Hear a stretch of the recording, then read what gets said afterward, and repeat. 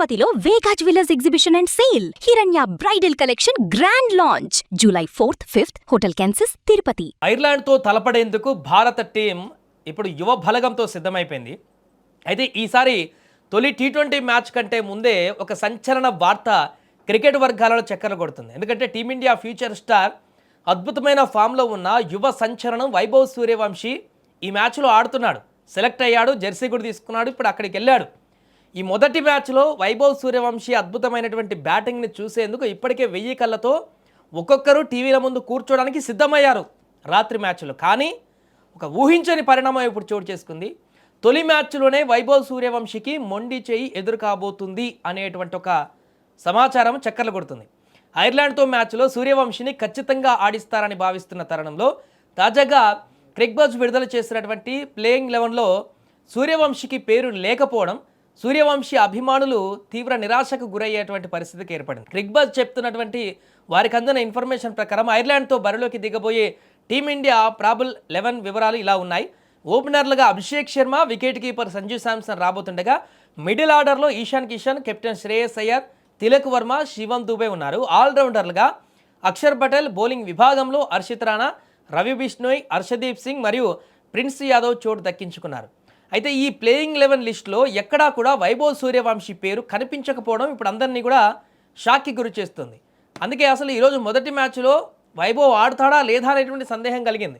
ఖచ్చితంగా తుది జట్టులో ఉంటాడనుకున్న ప్లేయర్ పేరు ప్రాబుల్ 11లో లేకపోవడంతో ఫ్యాన్స్ ఇప్పుడు జీర్ణించుకోలేకపోతున్నారు. అసలు వైభవ్ సూర్యవంశీ గురించి ప్రత్యేకంగా ఎందుకు చెప్పాల్సిన అవసరం లేదంటే అతి చిన్న వయసులోనే ఫస్ట్ క్లాస్ క్రికెట్లో అడుగుపెట్టి రికార్డులు సృష్టించిన వండర్ కిడ్ అతను. క్రీజులోకి వస్తే చాలు ఫుల్ అగ్రెసివ్ మైండ్ సెట్తో ప్రత్యర్థి బౌలర్లపైన విరుచుకుపోవడం సూర్యవంశీ స్టైల్. టెక్నికల్గా ఎంతో స్ట్రాంగ్ అవ్వడమే కాదు, టీ20 ఫార్మాట్కు కూడా సరిగ్గా సరిపోయే పవర్ఫుల్ హిట్టింగ్ ఎబిలిటీ ఉన్నటువంటి వ్యక్తి. అండర్ 19తో పాటు లోకల్ టోర్నీలో పరుగుల వరద పారించి సెలెక్టర్ల దృష్టిని ఆకర్షించాడు.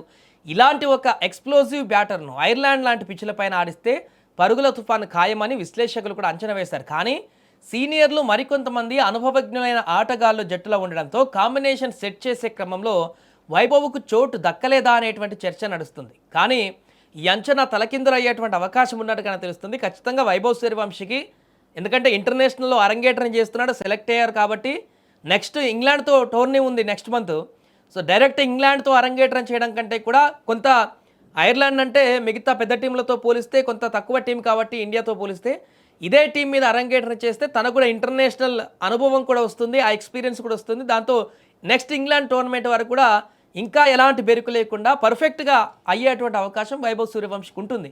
అందుకే ఖచ్చితంగా ఫస్ట్ మ్యాచ్లో సూర్యవంశీ ఉంటాడనేటువంటి అభిప్రాయం కూడా వ్యక్తమవుతుంది. వైభవ్ సూర్యవంశీ అభిమానులు ఇప్పుడే కంగారు పడాల్సిన పని లేదు. ఎందుకంటే క్రిక్బజ్ సమాచారం కేవలం ఒక అంచనా మాత్రమే. చాలాసార్లు కూడా మ్యాచ్ దానికంటే ముందు ప్రాబుల్స్ అంచనా వేసి లిస్ట్ ఇవ్వడం అనేది అలవాటు క్రిక్బజ్ యాప్లో. అలాగే ఇచ్చినటువంటి ఒక అంచనా వారికి అందుతున్నటువంటి సమాచారమో లేకుంటే వారికి అంచనా వేసుకున్నటువంటి ప్లేయింగ్ 11 తప్ప అలాంటిది ఏముండదు. ఖచ్చితంగా ప్లేయింగ్ 11లో వైభవ్ సూర్యవంశీ ఉంటాడంటూ కూడా క్రికెట్ ఎక్స్పర్ట్లు అందరూ కూడా చెప్తున్నారు. ఖచ్చితంగా ఈరోజు మొదటి మ్యాచ్లోనే వైభవ్ సూర్యవంశీ ఇండియా జెర్సీలో ఇండియా మెయిన్ టీంలో ఫస్ట్ మ్యాచ్ ఆడబోతున్నాడు అనేటువంటి విషయం అయితే చాలామంది కుండబద్దలు కొట్టి చెప్తున్నారు.